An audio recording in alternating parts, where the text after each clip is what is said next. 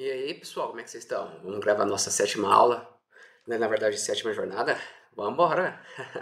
Então, pessoal, já vou dar um toque aí, tá de slides novos, PDF padronizados, deu uma melhorada na estética aí, o pessoal tava reclamando muito. Claro, pessoal, a gente tá tentando sempre melhorar, aprimorar aqui. A intenção sempre é estudo rápido, focado aí. Esse aqui é um plus, né? Nossa preparação do Mato Grosso, lembrando que o foco principal é estudo por questões, preferencialmente tem concursos. E na segunda tela, as videoaulas dos professores lá rolando, lá, aquela lista lá toda que eu botei. Então vamos compartilhar aqui os slides e já vamos dar início a essa aula aí.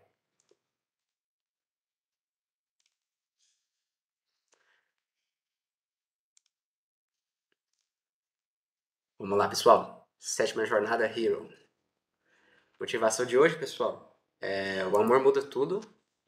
Pá. O amor muda tudo.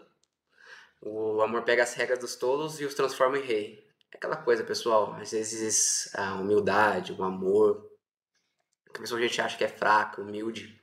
Na verdade, ela acaba se tornando um rei no fim da jornada. No início ela apanha muito, é muito humilhada, fraca, mas essa força do amor, ela é capaz de mudar tudo, sabe? Mudar a realidade, quebrar a realidade. Então tenha o seu amor próprio durante a preparação dos estudos, ame sua família, ame Deus e vamos lutar, confia nisso que você pode se tornar alguém que você quer ser lá no futuro, tá, pessoal? Bora! Pessoal, vou começar com as discursivas primeiras, porque nas últimas aulas não tem dado tempo de ler tudo. Então, gosto mais aqui da discursiva, então vou começar justamente com elas. Esse aqui é um tópico que caiu na última prova agora que faz a Bahia para o cargo de TI, que ele perguntou de Business Intelligence pode ser entendido como a utilização de diversas fontes de informação para extrair conhecimentos e apoiar elaborações táticas de ganhos de competitividade para os negócios de corporações de diversas naturezas. Os conceitos de Data Warehouse, modelagem multidimensional e processamento OLAP fazem parte das estratégias do BI. Considerando o preâmbulo, responda os itens a seguir. 1. Identifique os elementos centrais do modelo arquitetural de DW proposto por Kimball. Apresente e escreva as características dos modelos multidimensionais suportados na nossa arquitetura e apresente 3 características do processamento OLAP em DW. Galera, você tem 2 modelos de arquitetura do Kimball. O Kimball é bottom-up, ele começa dos data marts e vai para cima. E você tem o do Kimball, que é o contrário, ele começa do data warehouse e vai para os data marts. Você tinha que lembrar isso, tem que conhecer os 2 modelos, as 2 arquiteturas. Vou responder essa questão aqui. Fora que você tem que saber descrever um modelo dimensional e algumas técnicas de processamento lá. Vamos ver aqui a resposta, que elas estão bem didáticas e você vai entender. Primeiro eu trouxe a definição do Business Intelligence, do OLAP e da modelagem multidimensional, tá, pessoal? Business Intelligence, processo inteligente de coleta, organização, análise, compartilhamento e monitoração dos dados, que depois de processados geram informações para a tomada de decisões no ambiente de negócios. Já o Data Warehouse é um depositário de dados digitais, orientados por assunto, que transforma dados em informações voltadas ao suporte e tomar decisões estratégicas. Por sua vez, os bancos de dados OLAP, processamento analítico online, facilitam consultas no BI. OLAP é uma tecnologia de banco de dados que foi otimizada para consulta e relatórios. Em vez de processar transações para tanto, ele utiliza-se de dados de origem de bancos de dados OLTP, que são comumente armazenados em Data Warehouse. Agora a gente vai responder aquele quesito detalhe, tá, pessoal? Com efeito, para atingir o objetivo maior do BI, o Data Warehouse é essencial, porém sua construção e arquitetura é complexo.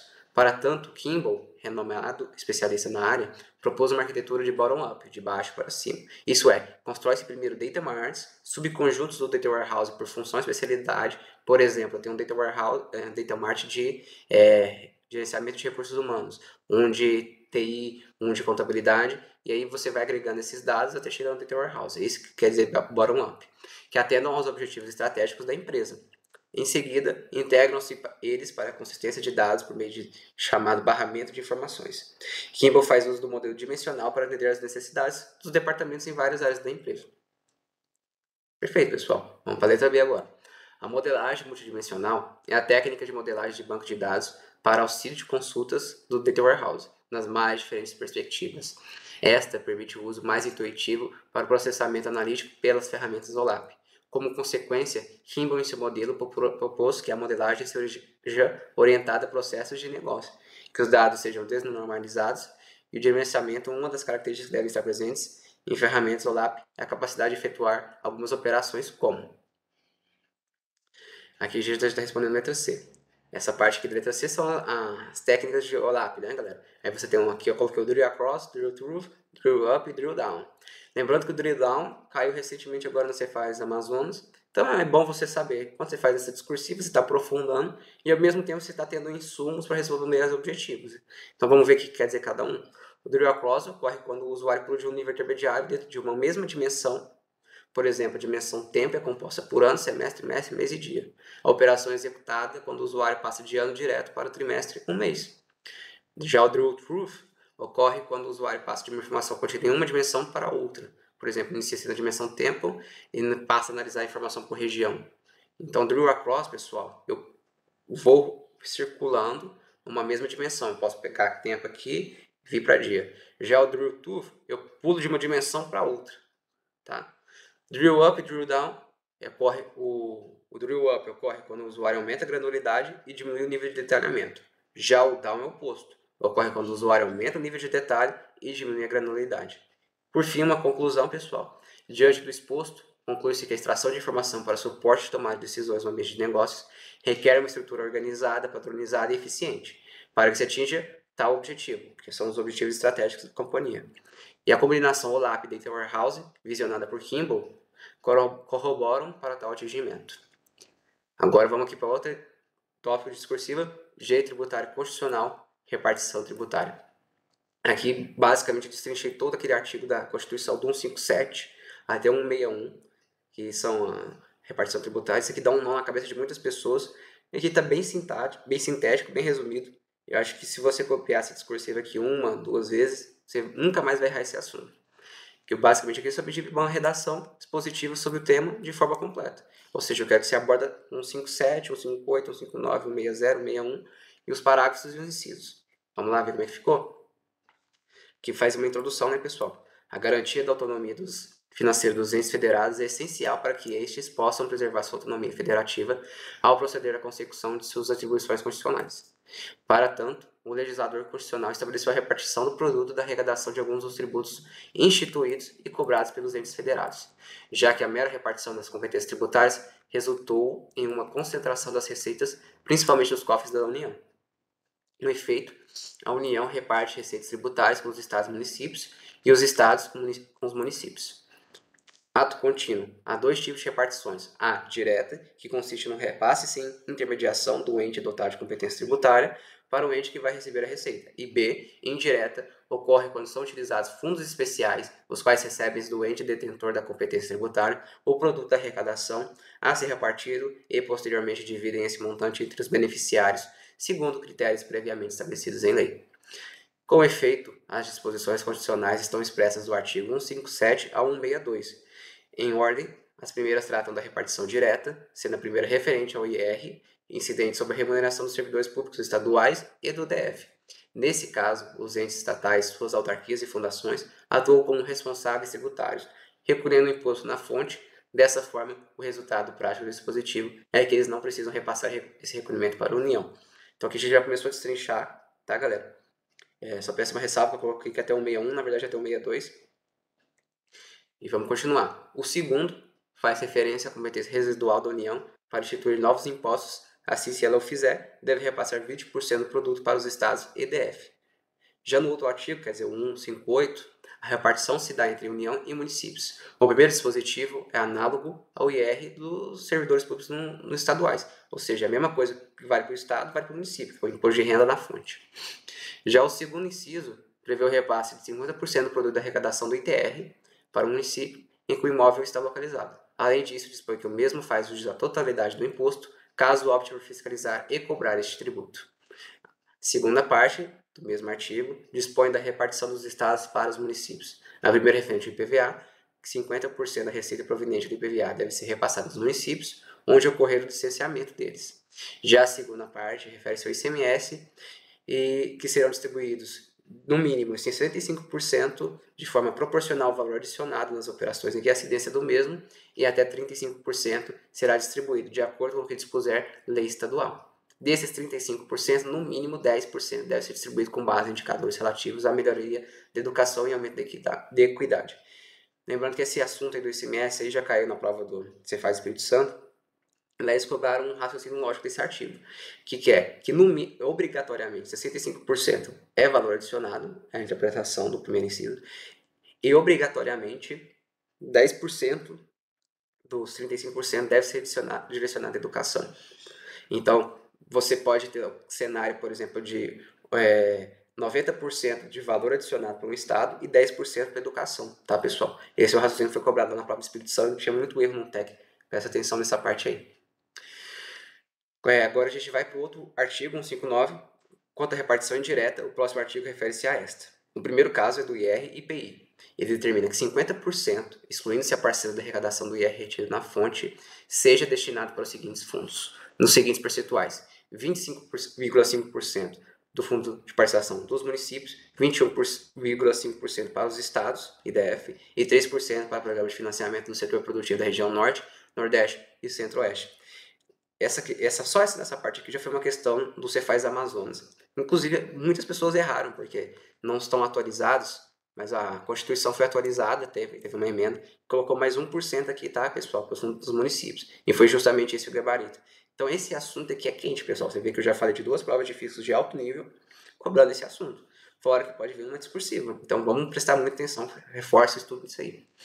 Além disso, o IPI sofre uma outra repartição do produto arrecadado no total de 10% para os estados e o DF, proporcionalmente ao valor das respectivas exportações de produtos industrializados. O ICMS também deve ser distribuído no total de 25% aos municípios dos valores respectivos das exportações. Isso aqui foi que veio uma emenda constitucional, retirou o imposto de exportação, praticamente o Brasil não cobra o imposto de exportação, é zero, para compensar os estados e municípios, fizeram essa repartição, que está em cima das respectivas exportações, IPI e ICMS. Lembre-se desse detalhe, da lógica, que você nunca mais erra esse tipo de questão. Por fim, há um teto de forma que nenhuma unidade federada possa receber mais de 20% do total repassado, devendo o eventual excedente ser distribuído entre os demais participantes.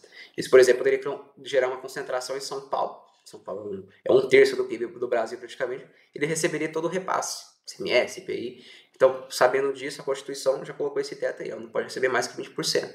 Também lembre-se dessa lógica, que o Brasil é um estado federativo, ele tenta equilibrar os estados, tá? A lógica é essa. Por fim, a receita tributária da contribuição, intervenção, domínio econômico, ela é repartida em 29%, da parte só dos combustíveis, tá, pessoal? Aos estados e DF, e por sua vez, estes devem repassar 25% para os municípios neles localizados. Sem duas repartições. 29% para os estados, desses 29%, 25% vão para os municípios, destinados ao financiamento de programas de infraestrutura de transportes. Outra disposição constitucional é referente à proibição de retenção ou qualquer restrição à entrega e ao emprego dos recursos que devem ser repassados dos estados, ao DF e aos municípios, inclusive adicionais e acréscimos relativos a impostos. Há duas exceções que são ao pagamento de seus créditos, inclusive de suas autarquias, e ao cumprimento de aplicação em recursos e ações públicos de saúde. Como também, isso aqui é uma novidade, tá, pessoal? Também é um novo inciso, foi seguido por uma emenda constitucional. Como também os contratos, os acordos, ajustes, os convênios, os parcelamentos ou renegociações de débitos de qualquer espécie, inclusive tributários, firmados pela União com os entes federativos, conterão cláusulas para autorizar a dedução dos valores devidos dos montantes a serem repassados, relacionados às respectivas cotas dos fundos de participação ou aos precatórios federais. Sem mais comentários aqui. Só saiba que há uma emenda que colocou esse trecho aqui e ainda não foi cobrado em prova, não vi recentemente. Pode ser cobrado agora no futuro. Dado prosseguimento, a rigidez constitucional exige lei complementar para definir o valor adicionado referente à repartição de 65% do ICMS. É o caso da repartição lá, tá, pessoal? Lembra? Do inciso 158 lá.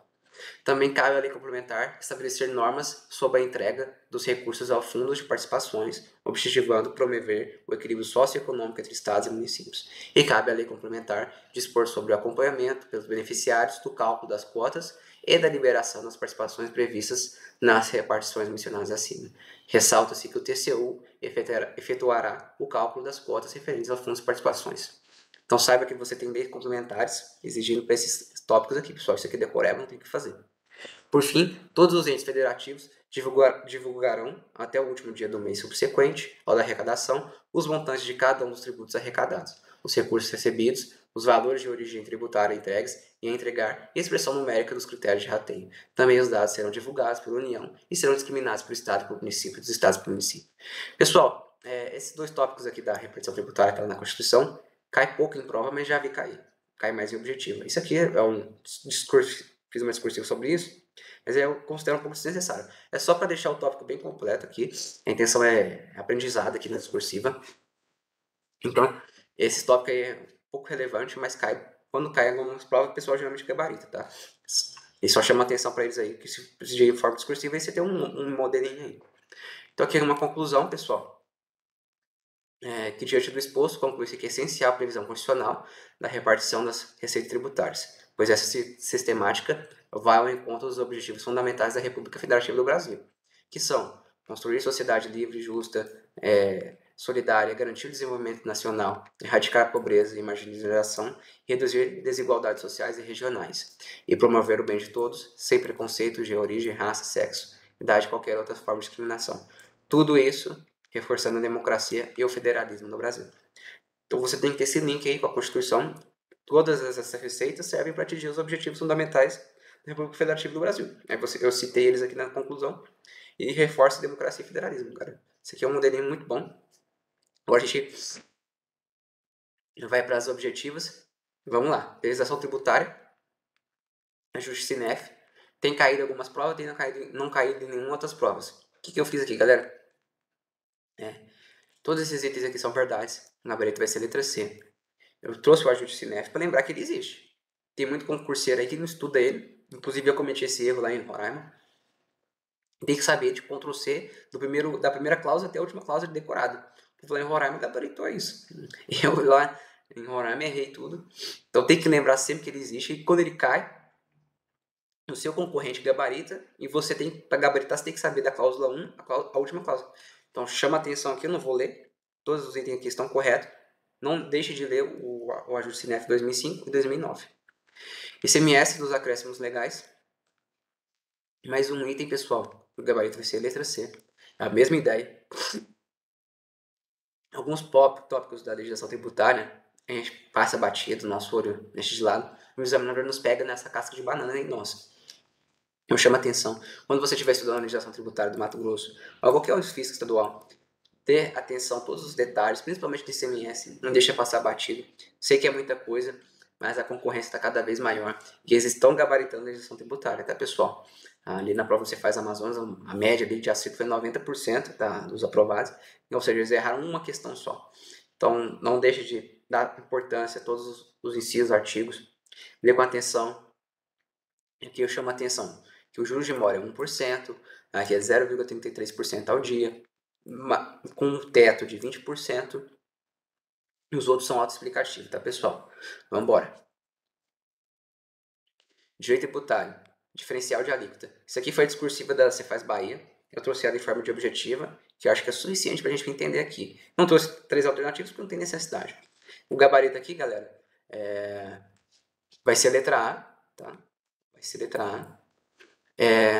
Que a cobrança diferencial de alíquota alusiva ao ICMS, conforme introduzido pela emenda constitucional, pressupõe edição de lei complementar. Esse aqui foi a decisão do STF, tá, galera? Sendo assim, é necessária a edição da referida norma para que os estados e membros do DF, na qualidade de destinatário de bens ou serviços, possam cobrar diferencial de alíquota de FAO, na hipótese de operações e prestações interestaduais com o consumidor final não contribuinte do imposto. Aqui na letra B, vai estar tudo correto também. Tendo em vista, isso aqui é uma explicação que é o de FAO, tá, pessoal? Tendo em vista que as alíquotas interestaduais são menores que as alíquotas internas, o ICMS acaba sendo repartido entre unidades federais de origem e destino. Dessa forma, a unidade de origem fica com o ICMS referente à alíquota estadual, ao passo que a unidade de destino fica com o ICMS referente à diferença entre a alíquota interna do Estado e o interestadual. Isso aqui é o de FAO. Conforme previsto em resolução do Senado, as alíquotas interestaduais são 7% e 12%, a depender do caso. Essa parte aqui que é a mentira, que eu coloquei aqui para deixar o item errado. Todo esse resto aqui, não. Então, vamos prestar atenção, galera. O discursivo ali do Bahia, se você soubesse esses tópicos aqui, já matava ali e garantia sua vaga, tá, pessoal? Discursivo, o pessoal tá tendo uma dificuldade muito grande de traduzir o conhecimento objetivo em prosa. Então, reforça aqui, fica aí na veia e vamos embora. Agora vamos para a ITCMD. Isso aqui é uma outra decisão também do mesmo informativo lá, que é referente ao ITCMD. Se um estado ele pode cobrar ITCMD sobre doença e herança no exterior. E só uma lei ordinária, que é a lei do Mato Grosso aqui. E aí quer saber, de acordo com o STF, o que o STF decidiu? Que o Mato Grosso não pode, a gabarito letra B, legislar sobre o tema, visto que o STF julgou que enquanto não houver lei complementar nacional regulamentando a matéria, lei estadual não pode instituir imposto sobre doação e herança no exterior. Antes da decisão do STF, os estados estavam cobrando com base nessa parte aqui da Carta Magna, né, galera? Inexistindo lei federal, sob normas gerais, estados exercerão competência legislativa plena. Ou seja, o STF foi contra esse dispositivo aí e disse que no caso do ITCMD tem que ter lei complementar nacional. E até hoje essa lei não foi editada, tá, pessoal? Então, os estados não podem cobrar ITCMD sobre doações e herança do exterior. Vamos para TI, pessoal. Recentemente trouxe mais questões aí do Cefaz Bahia para a gente já matar aí. Eu acho que é mais produtivo do que às vezes eu tentar inventar questão aqui de TI. Então vamos trazer as atuais aí, vamos comentar elas. Na anotação PM, ele quer saber, primeiro, os gateways são o quê? São os losangos. Os eventos de mensagens são representados, e mensagens são representadas pelo quê? Os eventos são ciclos com o centro aberto e as mensagens são envelopes. Galera, não tem muito o que comentar aqui. Aqui eu trouxe um plus, tá, galera? Aqui você tem um site que tem um resuminho bom dessas notações. E você tem que saber também que os elementos estão organizados em 5 tipos: objetos de fluxo, flow objects, objetos de conexões, raias, artefatos e dados não está sendo mais cobrado, tá, pessoal? Essa parte aqui também foi uma outra questão da mesma prova. Então, se você soubesse o básico do BPN, você matava 2 questões ali do Cefaz Bahia e TI. Não está tendo diferença cobrança nível TI para a prova de físico, tá, galera? Só lembrando isso. Lembrando aqui, ó, os gateways. Os gateways aqui são losangos. Os eventos são círculos aqui, galera. E as mensagens, galera, é o envelope, né? Tá? E vamos embora. Modelagem multidimensional, TI. Com relação à implementação de cubos, OLAP assinale as afirmativas a seguir. Também na prova aqui da Bahia, galera, o gabarito aqui é letra E, 1 e 3 apenas. Os cubos OLAP são tradicionalmente conhecidos por vantagens de desempenho extremas em relação ao SGBDR, mas essa distinção se tornou menos importante com avanços em hardware de computador, como appliance, bancos de dados em memória e bancos de dados coloniais. Pessoal, eu vou comentar aqui, ó, que o motivo para usar o OLAP é a velocidade de resposta. Um banco de dados armazena, isso aqui já é a doutrina pacificada, né, galera? O que a FGV fez? Como os hardwares estão evoluindo muito, as placas de vídeo, os processadores, essa diferença de OLAP para o banco de dados realmente está caindo muito, tá, pessoal? E a tendência é que isso realmente diminua bastante. Isso aqui foi um raciocínio lógico que a FGV aplicou no contexto atual, tá, galera? Se você procurar teoria, você não vai achar. É entender que cada vez mais a tecnologia está avançando, os hardwares estão avançando. E isso aí vai reduzir cada vez mais essa diferença de desempenho de OLAP e sistema de bancos tradicionais, tá? Então esse aqui é um item verdadeiro. Um esquema estrela é hospedado em bancos de dados orientados a grafos e é uma boa base física para construir cubos de dados OLAP. E geralmente é considerado uma base mais estável. Qual que é o erro aqui, pessoal? Os bancos de dados OLAP são comumente armazenados em data warehouses e os dados do OLAP são derivados dos dados históricos agregados estruturas que permitem certificações certificadas. Os dados OLAP, aqui está o erro da questão. Eles são organizados hierarquicamente e armazenados em cubos em vez de tabelas. Tá, galera? É uma organização que entendeu que os bancos de dados aqui, galera, acho que eu peguei a parte errada, tá? Ele usa, aqui está a resposta.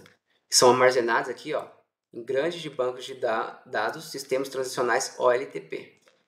Eu fiz uma troca aqui, pessoal, peço perdão, que na verdade os bancos de dados eles são armazenados em bancos de dados transacionais e não orientados a grafos aqui, como diz a alternativa, tá, pessoal? TI, lembrando que é sempre detalhes e detalhes e acaba pegando a gente tem que ter uma organização muito grande aqui para não errar. Por fim, galera, os cubos de dados OLAP oferecem recursos de análise significativamente mais ricos que o SGBDR e são sobrecarregados pelas restrições do SQL. Isso aqui é uma verdade, pessoal. Eu trouxe aqui que as desvantagens do SQL, que as consultas relacionadas a problemas reais simples acabam se tornando complexos E a linguagem SQL é relativamente pobre no suporte de funções matemáticas para manipular dados históricos. Então, nesse caso aqui, o OLAP tem um desempenho melhor. E é batido, e você tinha que saber isso, e vamos embora para a próxima questão aqui, galera. 14.133, das licitações aqui. Galera, o que eu fiz aqui? A mesma ideia que eu fiz lá na legislação tributária. De trazer aqui esse tópico que existe, são normas de controles que a nova legislação trouxe. Tem caído muito pouco isso aqui em prova, mas se cair aqui, galera, na nossa prova com um alto nível, você tem que saber. Você tem que, basicamente, a nova lei trouxe 3 linhas. Isso aqui é numa visão pública, tá, pessoal? Se você procurar 3 linhas do modelo da auditoria interna é outra coisa. Inclusive, cai em auditoria interna o modelo de 3 linhas de defesa. Saber diferenciar. Você tem o modelo 3 linhas da interna e o modelo de 3 linhas da lei das licitações. Qual que é a diferença? Uma está visando o setor privado e outra está visando o setor público. Então, aqui você vai ver que os agentes são todos públicos. Tribunais de Contas, órgãos de controle, etc. Então, aqui você tem a definição, galera. Tá aí, escrito igual na lei. E eu coloquei mais 2 incisos que chamam a atenção lá, né, que eu acho que é relevante para cair em prova. Então fica a dica aí, dá um pause, dá uma rápida leitura e vamos embora. Direito constitucional, nomeação de ministros e desembargadores. Essa questão aqui, vamos lá. Oliver, Renata e Dandara possuem respectivamente 68, 69 e 70. O primeiro foi nomeado para o STF, o segundo para o TCU e o terceiro é a terceira para o STJ. Todos os 3 foram aprovados pelo Senado após arguição por voto aberto e sem arguição pública. Sobre o caso narrado, assinar a alternativa correta. O que eu fiz aqui, galera? Teve uma PEC recente agora na Constituição que elevou o teto da nomeação para 70 anos, ou seja, tem que ser menor que 70. Então a Dandara já está fora. E eu peguei a aprovação do rito do Senado, que a Constituição fala brevemente tem que ser voto secreto com arguição pública. E aqui o contrário foi justamente, foi voto aberto, é voto secreto, sem arguição tinha que ter arguição. Qual que vai ser nosso gabarito, galera? Vai ser letra B. Oliver e Renato podem ser nomeados. Dandara não pode e o Senado Federal não atuou conforme a Carta Magna. Quem não tiver atualizado com essa nova PEC aí dos 70 anos, iria na letra C, tá, galera? Que não é o gabarito, tá? Porque o Oliver e Renato agora eles podem ser nomeados. Auditoria fiscal, resposta dos auditores fiscais avaliados. Galera, aqui a nossa resposta aqui, galera, vai ser a letra A, que foi que eu mudei aqui, ó. Não é controle externo, é controle interno. Todos os demais itens aqui, pessoais, Ctrl C e V das normas. Quem gosta de fazer muito isso é FGV, mas não vou dizer que a FCC não chega a fazer isso, tá? Então você tem que prestar atenção nesses detalhezinhos, tá? As normas, o melhor jeito de você pegar isso aqui é estudo por questões, fazer auditoria por tópicos. Lembrando, e eu boto essas questões aqui justamente para chamar detalhes que às vezes passa despercebido das normas, tá? Isso aqui já foi objeto próprio de uma FGV, estou aqui repetindo, tá? Para a gente fixar os tópicos de auditoria fiscal. Vamos avançar aí, contabilidade avançada. Próxima questão da FGV. Contabilidade, estou preferindo trazer algumas questões recentes, pessoal, que acho que agrega mais valor que eu tentar criar, tá? Porque contabilidade é um mundo, assim como TI, e você pode criar inúmeras questões e às vezes você acaba não sendo assertivo. Então é melhor trazer as questões aqui recentes, a gente comentar elas e chamar a atenção para você estudar o tópico. E ali naquelas tópicos, aquelas questões essas que eu estou disponibilizando, você vai ter outras questões para fazer, para fixar mais ainda o tema, tá? Aqui é o estudo alto nível, vamos embora, pessoal, passar Mato Grosso. E aqui está pedindo a subvenção, né? Como é que deve mensurar? E você tem que saber, galera, que você pode classificar de 2 formas. Ou você bota ela como redutor do ativo relacionado, uma conta redutora lá do ativo, como se fosse uma depreciação acumulada, entendeu? A lógica é essa. Ou da receita diferida no passivo. Aqui eu trouxe aqui, tá, galera? Os tópicos, né? Devem ser reconhecidos pelo seu valor justo. E aqui a subvenção governamental relacionada a ativos, incluídos aqueles não precisados, deve ser apresentada em conta de passivo como receita diferida ou deduzida ao valor contábil do ativo relacionado. E aqui, galera, deu um exemplo aqui de reconhecimento, tá? Inicial, monetário, reconhece pelo valor recebido. E aqui as contrapartidas do valor podem ser valor justo, registre pelo valor nominal, e se intangível, valor nominal mais despesas relacionadas. Subvenção é um tópico que geralmente a galera costuma errar muito. Que deve passar batida aí, a galera não deve terminar a tempo, a carga horária dos estudos é baixa, pessoal. Então, vamos continuar, tá? Por fim, aqui o ajuste a valor presente. O gabarito aqui, pessoal, ele quer saber se eu posso mudar a taxa do valor presente. A resposta, pessoal, é que não pode mudar. Muitos devem usar a lógica contábil aqui do princípio da informação mais relevante, só que o CPC ele é claro. Ele diz que não pode mudar, que você tem que usar aqui, ó, não pode mudar, você tem que usar a mesma base contratada, tá, pessoal? A taxa mesmo contratada. Acho que isso aqui é mais relacionado à segurança jurídica do direito civil. Por isso que o CPC deve ter ido ao encontro disso, tá? Então, o contrato prevê um valor determinado, ele precisa estar contabilizado por esse montante até o final dessa data, tá? Margem de contribuição aqui, pessoal. Mesma questão da FGV, você faz Amazonas. Você tem aqui o preço, você tem aqui o custo variável e você tem aqui uma despesa variável de 10% sobre o preço. Ele quer saber qual que é a maior para menor margem de contribuição. Aqui, pessoal, eu não vou ficar explicando o que é margem de contribuição, prevê. Você já deve saber que deve avançar para os médios avançados. Eu estou só relembrando, chamando a atenção para a gente já matar questões para não perder nenhum tópico e estar sempre relembrando os tópicos aí. Então, aí você vai pegar o preço, o custo variável, aí você vai fazer isso para cada um e você vai ordenar 20, 10, e você vai ver que o gabarito vai acabar aqui na letra C, tá, pessoal? Ó, estojo, caixa, lápis, caderno e mochila. Grau de mobilização, uma questão alto nível da FGV, mais uma questão de braçal. Ele ainda te passa fatos. A gente fez uma questão parecida com essa aqui na semana passada, tá? Então, não vamos perder tempo aqui, ó. Lembrar, grau de mobilização é imobilizado, investimento mais intangível, dividido pelo PL. Se for recorrente, tem um passivo não circulante. Lembrando, tá? Saiba diferenciar grau de mobilização e grau de mobilização não recorrente, que aí você inclui o passivo não circulante aqui no divisor, tá, pessoal? Os fatos contábeis lá da questão, vou traduzir aqui, tá, pessoal? Que ele comprou imobilizado, depois ele fez um empréstimo. No 31/12, ele fez um valor justo lá, uma análise de valor recuperável do terreno. Você vai chegar à conclusão que não teve ajuste. A depreciação se divide por ano, que foi 3 anos. Aí depois você divide por mês. Você teve 9 meses, deu 6 mil de depreciação. E isso aqui vai impactar o PL. O valor contábil lá de 18 mil, fez um teste lá do veículo que tinha lá, contabilizado. Você vai encontrar que teve uma perda de R$1.000, tá? O valor contábil ficou menor, o valor recuperável ficou menor que o valor contábil. Despesa de juros, teve 2.000, que ele informa lá. Teve um caixa de 2.000, PL diminuiu 2.000. Total do PL aqui vai ficar para 121 mil. O imobilizado, ele ficou com 80 mais 17, total 97, 081. E a resposta aqui vai ser letra A, tá, pessoal? Aqui você tinha um total já de 80 mil, tá, pessoal? E aumentou 17 mil, que é justamente referente só à aquisição aqui, tá, pessoal? Bora? E aqui, por fim, galera, terminei a aula. Eu agradeço mais uma vez pela atenção. Aqui tá minhas redes sociais, aqui é o canal do Telegram. Tá bombando aí, pessoal, tá? E até a próxima jornada aí, viu, pessoal?